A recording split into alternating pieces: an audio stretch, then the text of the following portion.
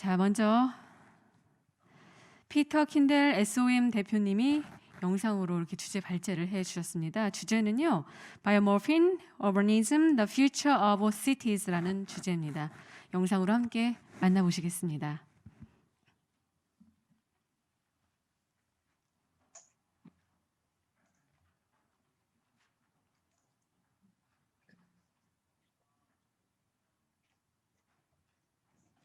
My name is Peter Kindle. I'm very happy to be here today to present to you biomorphic urbanism and the future of cities. I have practice around the world, and one thing that has become increasingly apparent is the need for cities to begin to be more ecologically responsive. And biomorphic urbanism is a planning approach that allows ecological systems to be maintained and restored, all the while creating vibrant and beautiful cities. So I wanted to walk you through some of those concepts. Biophilia is a theory that emerged in the late 20th century that we have an inherent connection to nature. And biophilic design has emerged as a design field whereby nature is brought into interior spaces and into buildings in order to increase that connection to the natural environment. Biomimicry is a parallel idea that asserts that for optimal efficiency, buildings and objects can mimic natural forms and processes. But we felt as urban planners that these theories were not sufficient when it came to planning and designing cities. For instance, adding plant material to a building often costs significant amounts of money. So when you increase the scale of this application to the scale of a city, it becomes unsustainable financially. So we developed a parallel and complementary idea called biomorphic urbanism, and it was based on the idea that every city has a unique DNA, and that DNA is based on two core characteristics of the city. One is its natural location and context, its ecological context, and the second is its cultural context, where it's been, how it was founded, how the buildings were constructed. And every city is unique. So when we talk about ecological systems, we're really talking about pre-settlement ecologies. So water systems, topography, and plant communities, all of the elements that make up a natural environment. When we talk about cultural systems, we are talking about things that we have built ourselves or we have created. So these are anthropomorphically generated forms and systems and relationships that comprise cities. And we essentially have merged these two ideas into what we call biomorphic urbanism. And biomorphic simply means cities that are formed by life. So bio is life, morphic is form, biomorphic urbanism is cities that are formed by life. So a few characteristics of biomorphic urbanism. One is that man-made systems and natural systems should be complementary to each other. They should support each other. A second is that biomorphic urbanism is specific. It's very particular to its time and its place and its context. Biomorphic urbanism is also granular. It's scaled for people, not for cars. Biomorphic urbanism is additive. It strengthens rather than weakens our environmental context and our built environment. Biomorphic urbanism is also connective. It joins rather than separates. So these are not building barriers in our cities. These are actually creating opportunities for people to come together. And biomorphic urbanism is restorative. It rehabilitates rather than compromises. So one important characteristic of new cities in the 21st century is that they must restore ecological systems. Otherwise, we will not be able to survive. Biomorphic urbanism is intentional. We need to emphasize clarity in what we build and preserve. So these are specific design-driven ideas that have an intention and that have a purpose. Streets are also an important part of a biomorphic environment. Streets are really the places where people come together. They are civic spaces, the living rooms of our cities, and they need to be designed. And cities will not be truly smart by how much technology is included in the city. They will be labeled as smart by how much that technology strengthens the ecological and cultural connectivity. And I think the Chungkychung River in Seoul is a great example of biomorphic urbanism. Even though it may not have a significant restorative effect, it does have all of the attributes that I've mentioned. It brings people together. It has a focus towards environmental systems, and it acknowledges at least the pre-settlement ecology that was here. I want to give you a quick case study on National Geographic. So National Geographic approached us in 2019 to design a future city, and we were very excited by this possibility. And we began to structure the city around 10 principles, and these are the 10 design considerations that Skidmore, Owens & Merrill uses in our master planning work throughout the world. And we try and address these 10 ideas in all of our large-scale work. So this issue came out in 2019. It was very successful.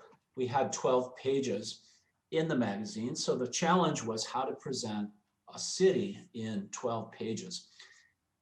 So we had 2 pages of introduction, which you can see here, where we listed on the right our 10 principles. And then we presented the city at 5 scales. So this is scale number 1, the regional scale. And we always look at SOM at the regional scale. We need to understand the context of the city and how it works with surrounding natural systems. Here you can see in yellow, agriculture, in purple, the urbanized area, and the orange lines represent high-speed transportation corridors that link together these areas of urbanization. And the green areas represent preserved areas, both in the ocean, in the water, and also in the upland area.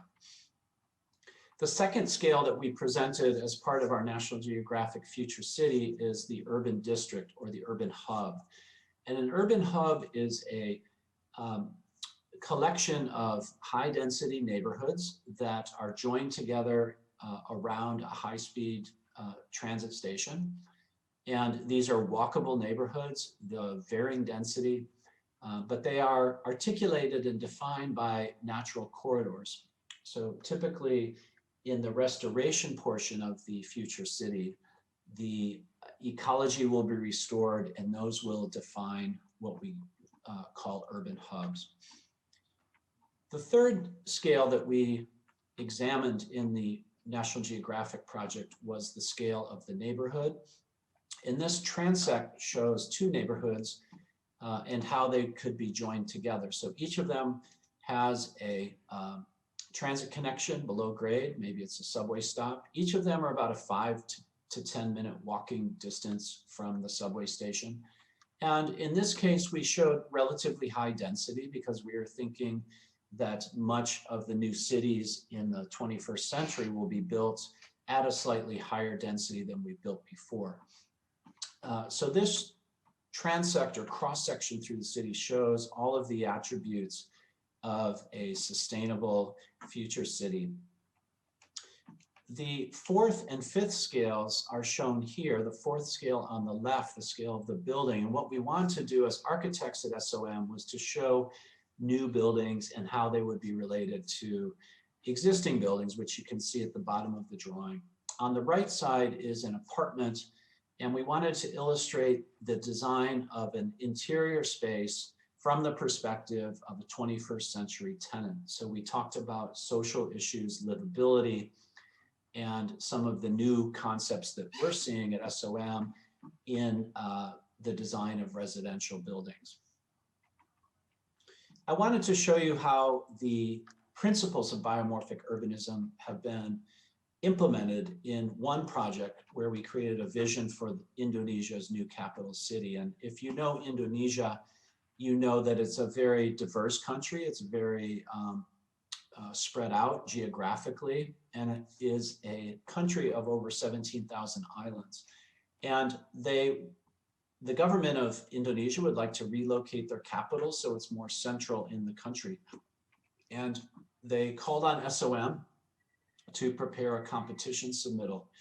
So we carefully examined the existing natural context of the site. We wanted the city to be compact and connected. We wanted to be shaped by nature.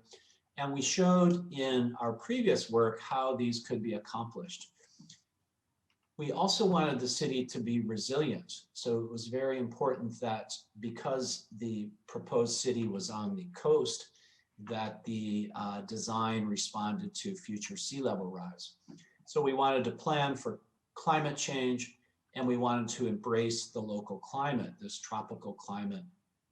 We wanted an innovative city that included smart growth and a diversified economy. So that was a primary driver, smart growth being to develop efficiently, to have technologies within the city, and then also a diversified economy. Wanted the city to have both residential and commercial uses, civic uses. So this could be a 24/7 environment.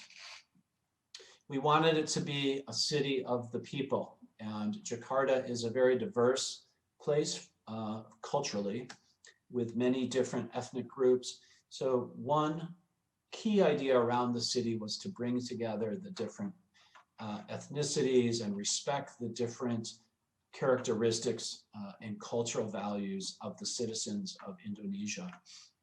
So we wanted to promote what we called unity and diversity, and that was really advocating for a shared civic environment that accommodated all cultures, and then also something that symbolized the nation itself and democratic principles of Indonesia.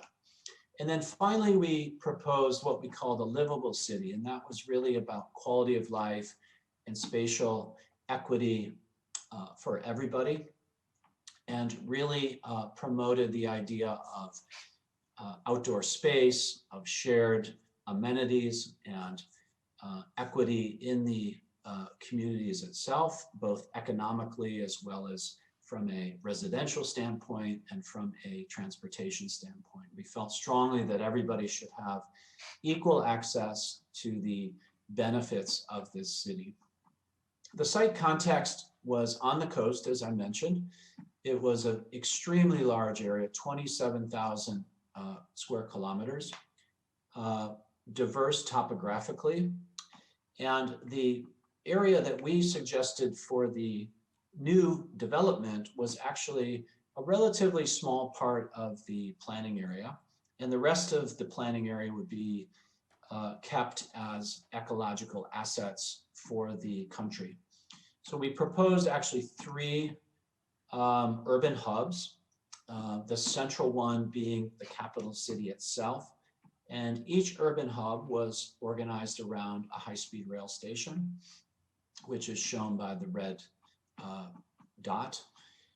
And here's a detailed plan of that central area. So you can see the farming and the forested areas on either side of the urbanized area. The urbanized area is pretty compact, but yet accommodates the existing hydrological systems, the pre-development hydrological systems, and creates amenities out of these natural resources. So very respectful and driven by the pre-settlement ecology, as we talked about earlier, as a principle of biomorphic urbanism. So we very much focused on the vertical form as well as the horizontal form. We wanted the city to have an aspirational architectural idea with key monuments located at different points in the plan, to set up a structure that reflected the religious alignment of Indonesia, but also created elements in the master plan, such as the tower at the coastline, that were more based on democratic principles. And building number 7 in the center of the image was the National Assembly. And this essentially was where the democratic process was carried out. So there was a very intentional structure to the plan, and the plan reflected these core ideas of democracy. So here you see the National Assembly and the legislative complex all unified under a Capitol promenade and a canopy that tied these buildings together. So in a sense, creating a campus for democracy for Indonesia. And then towards the coastline, parklands with a observation tower and a monument that represented how people came together in this new capital city. So we felt this project really represented the best aspects of biomorphic urbanism, and biomorphic urbanism can be applied at multiple scales. It can be applied at this scale, which is the scale of a city, but it also can be applied at a smaller scale, the scale of a district. So we are working on ways that we can begin to utilize these principles, and we think that they're really the future of urban planning, not only in Asia, but around the world. So thank you very much. And again, my name is Peter Kindle, and I'm very happy to present these principles of biomorphic urbanism, restoring natural systems, densifying urban districts, diversifying land uses, and connecting communities. These four simple principles are the foundation for the planning of future cities and future districts throughout the world. Thank you very much. 네, 박수 부탁드리겠습니다. 네, 미래 도시의 그 특징과 함께 이제 생태계 도시 계획에 대해서 좀 알 수 있는 시간이었습니다. 그럼 이어서 네, 다음 주제는요, 프랑스와 관련된 얘기입니다. 네, 막심 쉴의 프랑스 국립기술대학원 교수님께서 영상으로 주제 발제를 보내주셨는데요. 주제는 Feedback from Smart City in France라는 주제입니다. 자, 함께 보시죠. Mesdames, Messieurs, chers collègues, bonjour. Je m'appelle Maxime Schirer, je suis maître de conférence au Conservatoire national des arts et métiers à Paris. Je suis affilié au laboratoire du LIRSA et mes travaux de recherche portent plus particulièrement sur la question de la ville intelligente, la Smart City. J'aimerais, en guise d'introduction, pour participer à vos travaux dans le cadre de ce symposium, évoquer avec vous la question des villes nouvelles, avant d'introduire mon sujet. Effectivement, les villes nouvelles à la française, telles qu'on le pense, sont des projets d'État qui sont nés dans les années 1960 et qui ont été produites juste avant la fin des années 70. À la base, c'était pour répondre notamment à une évolution démographique très très importante, une augmentation d'après-guerre avec un pic dans les années 1950 qu'on a appelé le baby boom. Aujourd'hui, il n'y a plus de villes nouvelles depuis cette époque-là, mais il y a ce que toutes les villes du monde ont rencontré, un processus d'urbanisation qu'on appelle la métropolisation. Ce phénomène a été décrit par Saskia Sassen dans les années 90 à travers son ouvrage « Les villes globales » et qui montre que les grandes métropoles du monde grandissent de plus en plus puisqu'elles concentrent toujours plus de population et toujours plus d'activités en leur sein. En France, c'est également la même chose. Les outils de planification d'État, à travers la loi, à travers l'urbanisme réglementaire, ont mis en place des outils pour essayer justement de lutter contre cette expansion urbaine, contre cette consommation de terres, notamment agricoles, pour essayer de répondre aux exigences environnementales et écologiques. C'est dans ce cadre-là qu'au début des années 2000, un certain nombre de lois dans le domaine de l'urbanisme ont été votées pour essayer d'empêcher le développement urbain de ces villes. Et donc aujourd'hui, les villes françaises répondent au principe du renouvellement urbain tel qu'il avait été fait au milieu du 19e siècle, sous Haussmann, mais également à la densité, à la ville compacte. J'en arrive à ma présentation qui reprend un petit peu ce que je viens de dire, mais pour le mettre sous le prisme des villes numériques. Alors, effectivement, la ville numérique est apparue à peu près en même temps que ce qu'on appelle la ville durable, la ville écologique, au début des années 2000, on pourrait même dire 2010. Et elle répond au final à des exigences on va dire, qui restent les mêmes dans le cadre de la planification urbaine à la française. Ces exigences sont bien évidemment la question de la nourriture, mais surtout de l'habitat, de l'économie et désormais des mobilités douces. Je me concentrerai sur la question de l'habitat et de l'économie, mais des principes guident en fait ces opérations urbaines. Il s'agit de la mixité urbaine ainsi que la diversité sociale. La diversité sociale, c'est en réalité la diversité des fonctions urbaines. C'est donc quelque chose qui a à voir avec faire dans un même espace à la fois de l'habitat, du logement, mais également de faire de l'activité. La diversité sociale, quant à elle, concerne d'essayer de réaliser dans un même espace ou de faire venir dans un même espace des populations pauvres et des populations riches. C'est bien évidemment pas facile, mais c'est des principes qui guident les projets urbains. Et ces projets, ces principes doivent répondre aux nouveaux challenges que sont la ville écologique dans le cadre du développement durable, avec la mise en place d'écoquartiers, mais également l'apparition de la ville digitale à travers les smart cities. Et j'aimerais, dans le cadre de cette présentation, faire une focale sur la question des réseaux urbains, et notamment des réseaux urbains énergétiques, qui prennent le nom de Smart Grid, pour essayer d'avoir quelques réflexions autour de ce principe, comment finalement les nouveaux quartiers dans les villes vont se développer face à ces exigences de moins consommer d'énergie. Le premier exemple que j'aimerais restituer, c'est celui du Smart Grid d'Issy-les-Moulineaux. Ce qui est intéressant avec ce projet, c'est qu'il a mis en relation plusieurs quartiers distincts. Et finalement, en France, il y a très peu d'exemples comme celui-là qui essayent de mettre des quartiers qui ont des fonctions différentes et d'essayer de les faire vivre en commun. Avant de vous donner quelques éléments sur ce projet-là, peut-être vous situer la ville d'Issy-les-Moulineaux. Nous sommes donc en métropole parisienne, nous sommes même en limite de Paris, puisque Issy-les-Moulineaux touche Paris. Il est important de remettre le contexte urbain dans lequel va se développer Issy-les-Moulineaux, puisque nous allons connaître avec Issy-les-Moulineaux dans les années 80 une forte désindustrialisation qui aura comme conséquence d'avoir du foncier disponible pour pouvoir réaliser des projets urbains. Et une partie importante de l'activité informatique de Paris va se délocaliser à Issy-les-Moulineaux. C'est pourquoi beaucoup de projets urbains vont essayer de satisfaire cette demande d'entreprises informatiques.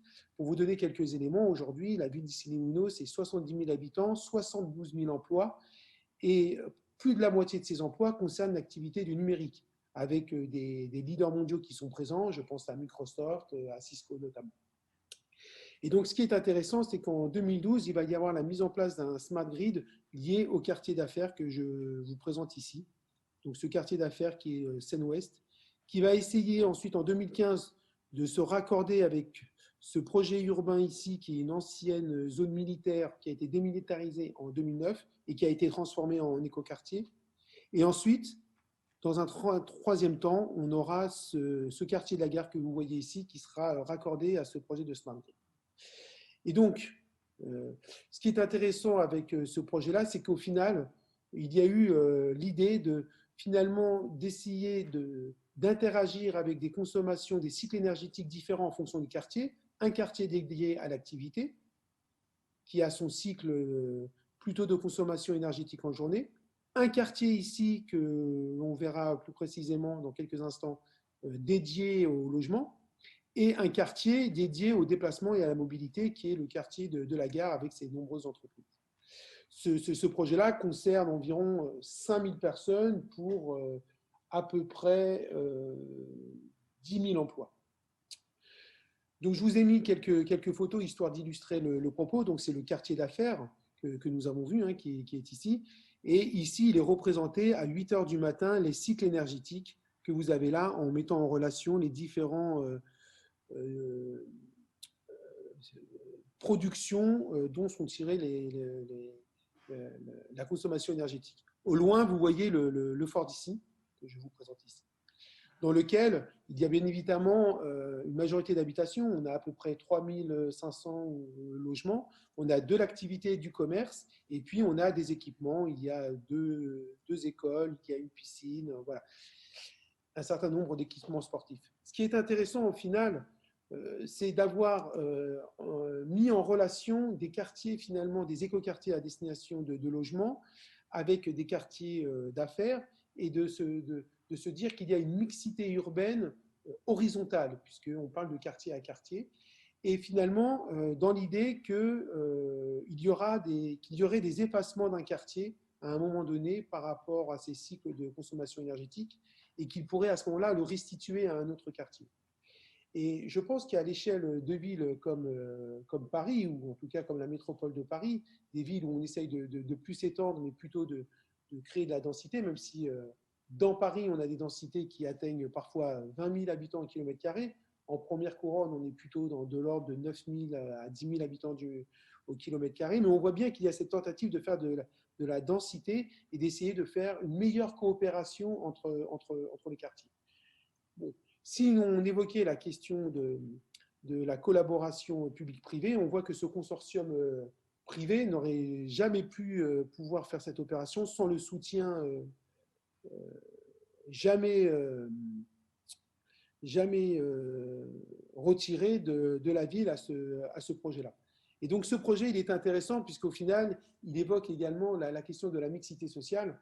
Comme je vous l'ai dit en première partie, la mixité sociale est assez importante en France. On essaie de la promouvoir et on voit bien que dans ce type de quartier, en fait, il y a très peu de logements sociaux. Il y a quelques logements sociaux destinés notamment à des fonctionnaires, mais en réalité, il y en a très peu. Et c'est peut-être l'une des problématiques à laquelle on fait face aujourd'hui quand on parle de Smart City.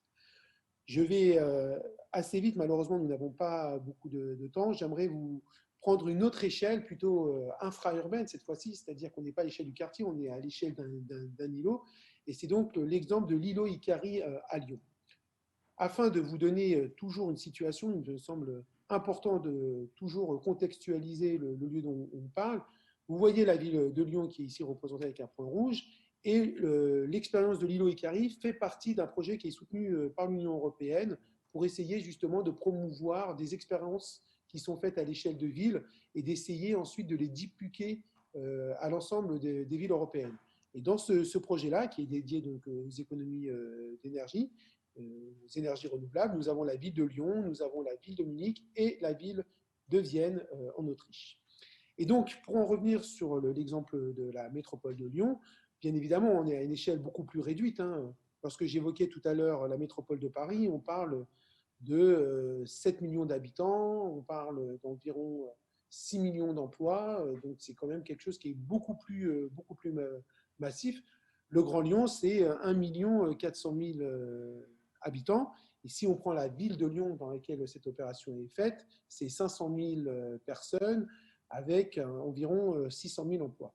Et donc l'opération dont je vous parle, c'est celle-ci, l'îlot Icari, qui est située en fait dans un quartier qui est en renouvellement urbain depuis plus de 20 ans, c'est-à-dire qu'il a été initié en 2003. Et les dernières concrétisations sont assez récentes, puisque l'îlot Icari a été livré en 2015 avec des habitants en 2016. Et donc, ce qui est intéressant avec cet îlot, c'est qu'au final, on a l'idée justement de faire de la mixité urbaine, mais non plus entre quartiers, mais à l'échelle d'un bâtiment. Et toujours avec cette idée qu'au final, on aura des cycles énergétiques de consommation en fonction des usages qui seront différents dans la journée et que finalement, il pourra y avoir une mutualisation de ces cycles de consommation énergétique. Une grande première également de ce projet que je vous présente, c'est qu'il a été grandement financé par l'ENEDO. Donc l'ENEDO étant l'agence publique japonaise pour promouvoir tout ce qui est dans le domaine des énergies renouvelables, et également par un industriel de l'informatique, de l'électronique, qui est Toshiba. Ce projet-là, bien évidemment, qui a été soutenu par la métropole de Lyon, aujourd'hui, il est visité partout dans le monde car il était avant-gardiste dans sa programmation. Alors, si on regarde au niveau du logement, en réalité, c'est assez peu. On a 36 logements, c'est très peu. Mais dans l'idée, finalement, qu'il donne sur le fait qu'on puisse dépliquer ce type de projet à plus grande échelle, ça montre qu'il est possible de pouvoir cohabiter la question à la fois des bureaux, du logement et du commerce en pied d'immeuble, choses qui ne sont pas si courantes en France. Généralement, on a un bâtiment où il n'y a que des logements, un bâtiment où il n'y a que de l'activité, et puis parfois on trouve tout de même des commerces en pied d'immeuble pour rentabiliser ces niveaux. Ce qui me semble intéressant peut-être, c'est le recul que l'on peut avoir sur cette expérimentation, puisque l'année dernière, dans le cadre du syndic de copropriété, c'est-à-dire là où il y a une réunion entre les différents propriétaires, à la fois les propriétaires de logements, les propriétaires, les investisseurs, et puis les entreprises, il y avait une divergence sur ce qu'on devait faire pour cette île. En effet, très rapidement, ces propriétaires ont été face à des problèmes de maintenance technique. Il y a eu des pannes et la maintenance technique coûte très très cher, plusieurs centaines de milliers d'euros par an. Et donc, bien évidemment, la stratégie des entreprises n'était pas forcément de remettre à neuf tous ces systèmes-là, parce qu'elles n'en avaient pas nécessairement l'utilisation, alors que les habitants, eux, étaient au contraire très, très enclins à les utiliser. Et on voit toute la difficulté finalement de faire de la mixité des fonctions urbaines au sein d'un bâtiment, où on a des stratégies qui sont différentes en fonction des usages. Tout ça pour finalement vous dire que la problématique à laquelle aujourd'hui on est face à des expériences qui sont encore récentes, alors là je parle à l'échelle de quartier, mais en Corée vous avez une ville, Sangdo, qui serait intéressant d'avoir comme retour d'expérience au bout de 10 ans, puisque finalement c'est à peu près à cette échelle-là qu'on commence à voir comment les gens vivent vraiment dans ces villes ou dans ces quartiers. En tout cas, il me semble qu'il est intéressant donc de réfléchir à une nouvelle conception qu'on peut avoir sur ces dimensions de Smart City, de ville numérique en lien avec la vie écologique. C'est la question de l'empreinte environnementale du numérique. Effectivement, en France, il y a peut-être 3-4 ans, il y a eu une première étude du Parlement français sur l'impact environnemental du téléphone portable. Et récemment, en 2020, le Sénat a demandé des études sur l'empreinte environnementale du numérique. L'idée derrière, c'est de considérer que finalement, tous les appareils numériques, notamment qui sont inclus dans la Smart City et qui ont parfois des durées de vie assez limitées, puissent ne plus être considérés comme des déchets, mais au contraire, comme en fait l'humus, le terreau finalement d'une réutilisation, d'une réaffectation en tant que matière première. Et je crois que dans ce cadre-là, il serait intéressant de s'intéresser sur la manière dont les projets des villes aujourd'hui appréhendent la question du développement économique d'un point de vue de l'économie circulaire. Je crois que si nous ne nous préoccupons pas, la raréfaction notamment des métaux rares et des terres rares vont faire en sorte qu'on va avoir de moins en moins la possibilité de produire en masse tous ces nouveaux capteurs qui font partie intégrante des écoquartiers et de la Smart City. C'est pourquoi, dans ce cadre-là, il y a eu des expériences très intéressantes de collaboration en France entre des industriels, notamment coréens, des fabricants coréens, qui participent avec les collectivités locales à l'émergence d'une économie circulaire en retraitant notamment les déchets électroniques. Je pense que ce partenariat entre ces industriels, ces fabricants d'électronique et des collectivités locales n'en est qu'au début et qu'il a vraiment des beaux jours devant lui. Et je pense que cette idée-là devrait être prise en considération à l'échelle de la conception des villes et non pas lorsque la ville est construite et que finalement on n'a plus véritablement de place pour essayer de penser à l'avance cette organisation. Voilà en substance ce que je souhaitais vous dire dans le cadre de ce symposium. J'espère que cela vous aura intéressé. Je vous souhaite une excellente journée et une bonne fin de symposium. Merci, à bientôt. Au revoir. 네, 박수 부탁드리겠습니다. 저희 또한 내년에는 꼭 뵙길 바라겠습니다. 네, 도시 계획 단계부터 환경 문제를 반드시 생각해야 된다라고 말씀해 주셨고요. 다음으로 김성홍 서울시립대학교 교수님께서 도시건축 통합 계획을 위한 재현이라는 주제로 발표를 해 주시겠습니다. 큰 박수로 환영해 주시기 바라겠습니다. 네, 김성웅입니다. 이미 시간이 한참 지나서 저한테 주어진 시간이 아마 20분 좀 달라고 했는데 15분 정도 되면 저한테 얘기를 해주십시오. 빨리 서둘러서 끝내도록 하겠습니다. 도시건축 통합계획을 위한 제언이라는 제목으로 좀 말씀을 드리겠는데요. 앞서서 많은 발표들은 앞으로 우리가 어떤 도시를 만들어 가야 되느냐에 맞춰져 있는 것 같습니다. 저는 오늘 지금까지 우리는 어떤 도시를 만들었는가에 대해서 좀 돌아보는 그런 식으로 내용을 좀 구성을 했습니다. 그리고 저는 이제 서울을 중심으로 얘기를 좀 하겠습니다. 오늘 나온 이 모든 얘기의 사실은 문제의 진앙은 서울에 있는 거죠. 1기 신도시, 2기 신도시, 3기 신도시 모두가 다 서울 때문에 벌어진 일이니까 우리가 한번 서울을 하면서 잠깐 돌아봤으면 좋겠습니다. 1960년부터 2000년대까지 도시건축 사업으로 각종 정비사업, 개발사업으로 했던 면적이 도시화 지역의 70%에 해당합니다. 그러니까 서울은 70%를 거의 한 60년 안에 갈아엎었다는 얘기가 되겠죠. 그리고 면적으로 따지면 1번이 토지구역 정리사업, 2번이 택지개발사업, 3번이 재개발 재건축 사업입니다. 1번 토지구역 정리사업은 일제강점기 때 시작해서 80년대 후반까지 했죠. 그리고 그 면적은 도시화 지역의 거의 40%를 차지하고 있습니다. 그리고 강남 서초, 송파는 이른바 영동 토지구역 정리사업은 제가 연구한 바로는 전 세계에서 가장 큰 토지구역 정리사업 지구입니다. 그리고 그렇게 만든 강남의 블록은 슈퍼블록이죠.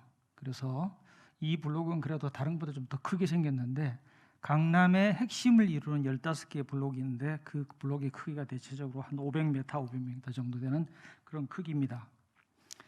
그런데 크기만 큰 것이 아니라 그 내용을 한번 돌아보면 아래는 테헤란로, 지금 여기 사거리가 바로 강남역이고요. 위에는 맨하탄입니다. 같은 축척으로 그린 도면입니다. 그래서 보시면 일단 강남의 블록은 크다. 그리고 정방형에 가깝다. 맨하탄은 장방형에 가깝다. 두 번째, 강남의 슈퍼블록은 이면도로가 없다. 즉 광로 50m의 광로와 평행으로 달리는 이면도로가 전혀 없는 그런 특징을 가지고 있습니다. 그리고 그 위에 각기 다른 지역지구가 얹혀져 있습니다. 이 경우에는 상업 3종, 2종 일반 주거지역인데 어떤 경우는 무려 5개의 종이 얹혀져 있는 경우가 있습니다. 그러다 보니까 겉의 풍경과 안의 풍경이 다른 독특한 도시 경관을 가지고 있죠. 그래서 저는 이것을 양파에 비유하는데 양파 껍질을 벗기면 벗길수록 안에 속살이 드러나는데 다른 종류의 것이 드러나는 거죠. 같은 축적으로 그린 맨하탄과 테헤란로입니다. 그러다 보니까 테헤란로는 광로에 섰을 때는 20층, 30층의 고층 건물이 질비하는데 한 블록만 들어가면 층수가 4층 떨어지고 그 안에 들어가면 다가구 주택, 다세대 주택 그리고 아파트 여러 가지 시설들이 있는 반면에 맨하탄은 같은 용도 지역 지구지니까 동일한 용도의 건물들이 구성을 하고 있는 이런 특징들을 가지고 있습니다. 그리고 이제 1980년대부터는 택지 개발 사업이 들어오죠. 제일 먼저 시작된 것은 개포지구이고 두 번째가 목동입니다. 그리고 상계동이죠. 그리고 땅이 없게 되자 서울 밖에 1기, 2기 신도시로 이제 나가게 되는 거죠. 그래서 목동 택지 개발 사업은 서울시가 했습니다. 개포는 서울시와 중앙정부가 같이 했고요. 그래서 토지 수용과 택지 개발, 주택 건설 분양이라고 하는 이 4개의 단계로 도시가 형성되어 있죠. 자, 제일 왼쪽 그림은 그 당시에 이게 이제 설계 공모로 인해서 목동이 이제 실현됐고 서울 건축이 당선됐는데 사실 그 서울 건축이 당선된 이면에는 여러 위원회가 있었고 그 뒤에는 오스왈드 네글러라고 하는 미국의 도시계획가가 있었습니다. 그 사람이 그린 스케치가 제일 왼쪽 그림인데 이 스케치를 보면은 중앙의 선형의 저기 도로가 약간의 보행자 도로의 성격을 가지고 있으면서 그로부터 파생돼서 생활권과 연결되는 개념을 가지고 있죠. 그런데 만들어진 결과물은 큰 개념에서는 같습니다. 그러나 블록의 크기가 달라졌고 가장 결정적으로 달라진 것은 바로 주거와 상업이 확연하게 분리됐다는 점이죠. 그래서 앞서도 제가 토지구역정리 사업은 양파에 비유했다면 택지개발 사업 지구의 토지 이용 계획의 모양은 길쭉한 아보카도의 모양이다. 그래서 아보카도 씨는 상업이고 나머지 부분은 과일의 육식에 해당하는 이런 도시를 우리가 만들어낸 거죠. 그래서 일단의 토지라고 하는 일본식 표현의 용어가 있는데 저는 택지개발 사업 지구로 만든 이 도시 모형이 지금까지도 계속되고 있고 아까 공공주택 특별법이라는 말씀을 하셨지만 여전히 우리나라의 신도시는 저 모델에 대해 기인해서 도시를 만들고 있죠. 저는 가장 큰 차이가 바로 그리드가 없어졌다는 말씀을 드리고 싶습니다. 블록이란 표현보다 저는 그리드란 말을 쓰고 싶은데 그리드가 없어졌다는 얘기는 도로가 없어졌다는 뜻이고 그리고 주상을 분리했는 이 두 가지의 특징으로 인해서 대한민국의 도시는 1980년대 후반부터 전혀도른 도시를 만들어왔던 거죠. 그래서 오른쪽 그림을 보시면 여기가 상업용지고 여기 주거용지고 여기 공공용지죠. 그래서 공공용지는 무상이고 주거용지는 원가 공급이고 상업은 비딩을 하는 거니까 상업 공간을 집적시킬수록 사업비가 많이 나니까 택지개발 사업의 성패는 사실은 상업지구를 어떻게 설계하느냐에 딸려 있는 거죠. 저기에 저는 문제의 핵심이 있다고 생각합니다. 그래서 오늘 많이 2차원, 3차원 계획을 얘기하지만 정말 중요한 것은 2차원 계획을 잘하는 것이 훨씬 더 중요하다는 말씀을 제가 드리고 싶습니다. 재개발 사업, 재건축 사업입니다. 재개발 사업은 강북에 많고 재건축 사업은 강남에 많고 노란색 구릉지에 많고 아래쪽은 그 구역도 정형화되어 있고 반듯반듯하게 생겼죠. 24개의 단지를 제가 좀 연구를 해봤습니다. 2013년에 2017년 사이에 서울시의 각종 위원회의 심의가 되었던 대상들을 조사를 했습니다.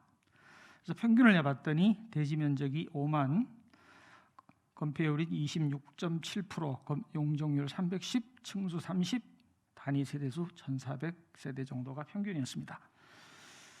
자, 그래서 5만 제곱미터가 평균인데 이 정도의 크기는 무엇을 말하는가 좀 얘기를 해보겠습니다. 서울의 재건축 사업 최소 면적은 10,000제곱미터입니다. 최소로 이 정도는 돼야만 단지가 되겠다라고 하는 바텀 라인인데 그거보다 5배가 크게 만든다는 거죠. 그리고 서울의 평균 필지 면적이 250제곱미터입니다. 서울에는 모두 130만 개의 필지가 있는데 평균이 250이고 강남은 250이고 강북은 한 150 정도 됩니다. 그러니까 이 공동주택을 만든다는 것은 서울의 평균 대지 면적의 필지를 200개를 없앤다는 거하고 비교하시면 이해가 빠르실 것 같습니다. 그럼 이 정도의 크기는 다른 나라하고 비하면 어떨까? 자, 맨하탄보다 2.7배, 우리 격자형, 정방형 격자형으로 유명한 사바나의 1.2배, 교토의 6.4배, 파리의 2.5배의 크기입니다. 서울의 방금 보였던 강남역 위에 있는 이 블록보다는 12분의 1입니다. 자, 그런데 결국은 뭐냐면 토지구역 정리사업에서 가져왔던 크기는 가져가되 그리드는 없애고 도로를 없앤 거죠. 이것이 저는 토지구역 정리사업에서 택지로 넘어가면서 일어났던 큰 변화라고 저는 생각을 합니다. 자, 이 경우에 보면은 면적이 12만 6천이고 그러니까 평균보다 2.4배가 높죠. 그리고 이 안에는 도로가 하나도 없습니다. 좀 더 재미있는 분석을 좀 해봤습니다. 24개 단지의 용적률 중에서 여기가 만약에 조례에서 정한 용적률이라고 쳤을 때 그거보다도 얼마가 더 추가가 됐냐를 조사를 했더니 평균 45.6%가 더 높았습니다. 뭐 예컨대 이런 단지들은 85.9%가 더 높은 거죠. 각종 인센티브를 통해서 아니면 조이닝 업그레이드를 통해서 얻은 거죠.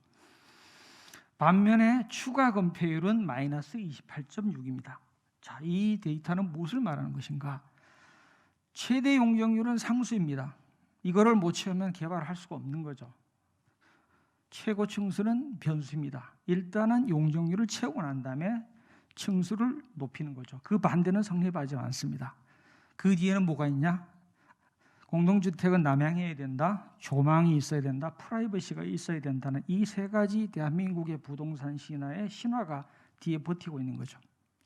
단위 평면을 보시면 이게 이제 25평 그 재건축 아파트의 평면인데요. 확장 후에는 33평이 되고 있고 점차 전면이 길어지는 경향을 보이고 있습니다. 저는 이것을 횡장형 평면이라고 하는데 그 이유는 바로 발코니 확장 때문에 그런 거죠. 그래서 지금 SH 지침에 따라서 L자 평면이 돼서 7호, 한쪽에 4호, 오른쪽에 3호 조합이 되는 이러한 서울에서 공동주택의 프로토타입이 만들어진 거죠. 그리고 저기 빨갛게 칠한 부분이 바로 2005년에 합법화되었던 발코니 확장의 용적률을 산입하지 않는 공간으로 만들어지는 도시의 풍경, 우리 눈에 보이지는 않지만 건축물 대장이 없는 공간들이 만들어진 거죠. 배치를 보시면 남향 횡장형 평면 L자가 여지없이 같이 있다. 그래서 확대를 같은 스케일로 그린 겁니다. 확대를 이런 모양입니다. 좀 비유를 하자면 L자 도장이 한 5개 정도 모양이 살짝 다른 게 있는데 도장을 막 찍는 거죠. 대지의 모양, 대지의 크기, 도로 형상과는 아무런 관계없이 오로지 오리엔테이션 중심으로 해서 도장을 찍는 것이 바로 대한민국 공동주택의 설계입니다. 자, 예를 들면 왼쪽이 오른쪽으로 바뀐 재건축 단지인데요, 강남에. 왼쪽은 그래도 블록의 그리드와 길에 순응하는 형태였습니다. 이제 오른쪽에 저렇게 L자 도장을 찍어서 저런 식으로 바뀌었습니다.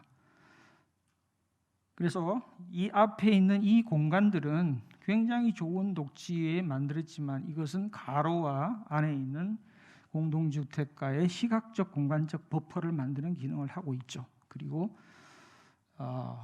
이쪽에 섰을 때 보면 거의 병풍처럼 가려져서 시각적 비스타가 없어졌습니다. 그리드는 왜 중요한가? 그리고 그리드의 크기는 왜 중요한가를 얘기하겠습니다. 바로 이제 강남 얘기를 하면 강남이 매력이 있는 것은 다른 이유가 아니라 바로 그리드 때문입니다. 그리고 그 그리드는 밑에 도시 인프라가 깔리기 때문에 그래서 아파트와 중간 건축과 고층 건물이 믹스가 되어 있는 건축 유형의 다양성 때문에 강남이 매력이 있는 거죠, 결국은. 그래서 자, 왼쪽 그림은 가로수길이고 오른쪽은 설해마을입니다. 왜 젊은 사람들이 좋아하는 매력 있는 길은 왜 택지 개발 사업으로 만든 데는 없고 모두가 다 구획 정리 사업으로 만든 데 있는지 한번 곱씹어볼 필요가 있을 것 같아요. 단면을 끊어보면 강남의 가로수길은 폭이 15m고 1대 1.2고 설해라도 마찬가지입니다. 재미있는 것은 앞서 말씀드린 대로 강남의 15개 블록 중에서 보차 분리가 돼 있고 차량이 왕복으로 지나가는 블록을 관통하는 곳이 딱 하나밖에 없습니다. 그게 바로 가로수길입니다. 그 이유 때문에 가로수길이 이유가 있는 거죠. 이건 한번 정말 곱씹어볼 내용이라고 생각합니다. 성냥갑 아파트를 많이 비난했습니다. 그래서 다양한 스카이를 만들어야 된다. 이거는 그야말로 아파트 단지의 본질을 비껴간 비판이라고 생각을 합니다. 며칠 전에 신문에 이런 사진이 찍혔습니다. 사진작가가 이제 곧 사라질 아파트 단지인데 한국의 힐버자이머라고 비난을 많이 했습니다만은 적어도 이 단지는 시각적으로 공간적으로 열려 있습니다. 이렇게 만든 단지들 도로와 전혀 무관하고 그런데 섹션을 잘 끊어서 굉장히 잘 열려 있는 것처럼 보여요. 그런데 반대쪽으로 섹션을 끊으면 제가 그냥 로드 뷰를 한번 찾아보니까 이렇게 나오더라고요. 어떤 앵글에 가면 전혀 비스타가 없는 공간들을 우리가 만들어야죠. 자, 그래서 그 밑에 고층 고밀이 득식이 항상 성이 있다는 게 이제 부동산에 깔려 있는 거죠. 정말 그런 것인가? 한 15년 전에 서울연구원에서 이 재미있는 조사를 했습니다. 500m, 500m의 블록을 끊어서 건폐율과 용적률과 다양한 걸 비교한 자료인데 파리의 무프타르 지역은 무려 용적률이 277%입니다. 포브르디르는 525%입니다. 그리고 런던의 세인트폴은 370%이고 옥스퍼드가는 483%입니다. 그러니까 이 사람들이 집을 부시지 않는 이유는 잘 보존하는 건 이미 19세기 이전에 현대 도시가 수용할 수 있는 용적률을 이미 성취했다는 뜻이죠. 자, 그래서 결국은 용적률이 높은 이유는 건물을 붙여서 짓는 거죠. 그래서 용적률이 높을 수 있는 거죠. 그래서 반면에 60년대 이후에 이제 건물이 떨어지니까 용적률이 떨어지죠. 여기는 한마르빌, 소스타르, 스톡홀름의 지역인데 160% 떨어졌습니다. 자, 그래서 210%까지 올리는 자바 아일랜드 계획을 우리가 볼 수가 있습니다. 얼마든지 우리가 200% 넘는 용적률을 가지고 이런 도시를 만들 수가 있다는 거죠. 김영옥 교수님이 이제 조금 이따가 토론하실 텐데, 김영옥 교수님한테 제가 자료를, 정말 좋은 자료를 받았습니다. 블록의 크기를 보면 우리나라의 지금 블록 크기가 5만 제곱미터 넘고, 왼쪽에 지금 유럽의 도시들이 작죠. 특히 그리니치 빌리지의 블록 크기는 만도 안 됩니다. 한 5천 정도 되는 것 같아요. 그리고 용적률은 좀 낮는 것처럼 보이지만, 제가 말씀드린 대로 우리나라 발코니 확장으로 얻어지는 추가 용적률이 한 30%가 되니까 거의 용적률좀 비슷하다고 생각해요. 다만 건폐율이 낮은 거죠. 그리니치 빌리지 보면 블록형으로 돼 있고 페리메타에 건물이 있는 이런 유형을 가지고 있습니다. 자, 이게 한국에서 받아들이지 않는 이유는 바로 인동간격의 문제와 프라이버시라고 하는 이 신화, 부동산 신화 때문에 이것이 불가능한 거죠. 한국의 아파트의 문제는 높은 용적률 문제가 아니라고 저는 생각합니다. 낮은 건폐율과 맞물려 있기 때문에 생기는 문제라고 생각합니다. 꼬르비제가 파리의 구도심의 부화쟁이라고 하는 거의 폭력적인 이런 계획을 만들었죠. 그래도 적어도 이 단지들은 실현은 안 됐지만 비스타가 다 열려있는 공간들이에요. 근데 이 모델들은 유럽에서는 전혀 실현이 안 됩니다. 어디에서 실현되냐? 아시아 도시에서 실현되고 특히 대한민국에서 많이 실현됐죠. 그래서 이런 것들이 만들어졌습니다. 한국의 공동주택은 시장의 공식, 개발이익, 법과 지침이 지배하는 겁니다. 디자인은 부차적인 것이다. 심의 디자인은 저는 왜곡되어 있다고 생각합니다. 21세기 도시화도는 포용적이고 복원력 있고 지속 가능한 도시를 어떻게 만들까 한가, 이게 전 세계의 공통적인 화두입니다. 왼쪽은 자유아파트 단지, 오른쪽은 토지구역정리사업지구입니다. 왼쪽은 20만 제곱미터고 오른쪽은 250제곱미터입니다. 오른쪽은 8세대고 왼쪽은 3000세대입니다. 그런데 3000세대가 재건축을 밀어붙이는 동력이 8가구와 같이 가는 것보다 동력이 큰 게 우리나라의 지금 현실이죠. 왜냐? 공동주택은 아까 커뮤니티 공동체 이런 말씀하셨지만 사실 우리나라에서 가장 단단한 공동체는 재건축 조합이죠. 자, 피그 앤 그라운드를 그려보면 왼쪽과 오른쪽이 확연히 대비되는 두 가지 도시가 있습니다. 그 사이가 없습니다. 다시 말씀드려서 평균 필지 면적 250제곱미터와 5만 제곱미터 사이의 중간 단위의 블록과 건축이 우리 도시에는 부재하다는 얘기죠. 도시 건축의 법칙이 그렇게 생겼죠. 지구 단위 계획이 만들어지면 건축은 거기에 종속되는 거고, 훨씬 더 큰 단위가 정비사업이라고 하는 도시기본계획과 도시관리계획 사이에서 이루어지기 때문에 그러한 중간 단위가 만들어질 수 있는 기회라는 게 아예 처음부터 없는 거죠. 소규모 주택 정비법이 만들어졌습니다. 저는 많은 기대를 했고 서울시에서도 이거를 홍보를 많이 했는데 아직 시장의 반응은 좀 아직은 없는 것 같습니다.